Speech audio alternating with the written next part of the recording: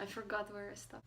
Now, when you have the permission from the municipality, the proof that you paid the 20% deposit, and all the other 300 papers that I already told you about before, you can finally put the name on your name. You can finally put the flat on your name. So for that you would have to go to the local municipality office. It's called something like city council, something like that. I don't know. Anyway, your lawyer will tell you what the name in Hungarian. And unfortunately, that step you will have to do yourself. The lawyer cannot file this document on your behalf, or at least my lawyer told me so. But basically, they will fill all the application for you, and you just take them, and you take a special paper from the bank as well, and you bring these two papers to this municipality office and you submit it.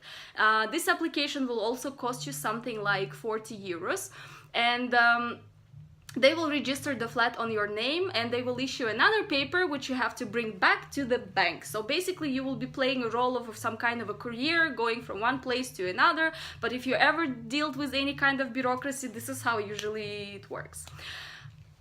When you bring this paper that you received from the municipality back to the bank will be able to issue the rest of the money to the seller of the flat.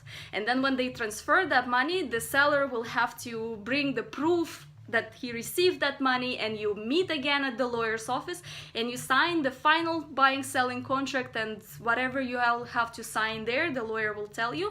And basically that's done. The cycle has ended and you become the new owner of the flat. Congratulations. But it is not done yet, so not completely. You will still have to meet with the seller in the flat and sign the official handover paper, which means that the seller will give you all the sets of the keys that he or she has on the flat, and you will have to sign a paper stating that you are receiving the flat in a proper condition and you know, without any ruined walls or something like this. So between the moment when you actually came for the first time to check the flat and decided to buy it, and that moment when you're signing the handover sheet, that nothing actually happened and nothing got destroyed. On the same handover paper, you will also have to put the numbers from all the meters, so basically all the measurements of electricity, water and gas. That is very important because later on you will have to do, and that's your responsibility, to go to every office and make a new contract with each company, like gas, electricity and water companies, and you will need those numbers that you put from the meter to your new contract. Otherwise, in case if the old owner owes them something, then you would have to pay for that. So the old owner also have to bring you the proof that he or she paid all the bills and doesn't owe those companies anything. Make sure you receive those, but again, if you have a good lawyer, he's going to remind you about that. And finally, the final note about actually signing the contract with the bank. So in a separate contract, you will have to sign with the bank about your loan. Now, in my case, I took a 10 years loan, fixed term, which means that I pay fixed amount every month and it's not gonna change according to the whatever happens with foreign, whether the foreign crashes, I will still pay the same amount because I took the loan in local currency, which I strongly recommend you to do as well. The fixed loan usually more expensive, so basically I pay 4% instead of a 2 point something or 3% per year, but I prefer not to risk, so it's up to you. You can also take a variable loan where the payment will be recalculated every 6 months or every year, and you might even pay sometimes less, sometimes more, depending on the foreign exchange. But considering that foreign is not the most stable currency in the world, with all due respect to Hungary, I prefer to take the fixed loan. When you will come to the bank to sign the contract, you will have to bring 2 witnesses with you.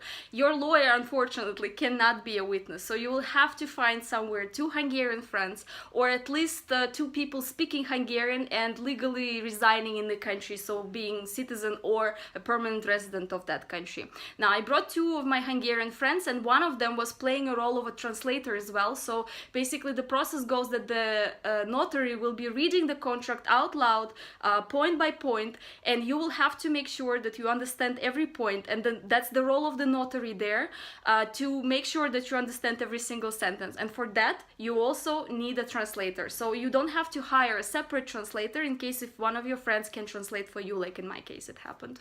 Those witnesses should not be afraid to sign your contract. It doesn't mean that they will have to pay your loan in case if someday you disappear, but they will be contacted in case if you stop paying. The bank will contact them first to find out whether they know where you are and what happened. You will also have to pay to the notary. I paid 78,000 forints, which is not cheap, basically for that notary to be there for like 1 hour meeting and just to read my contract out loud. That's a big fee, but you have to do it.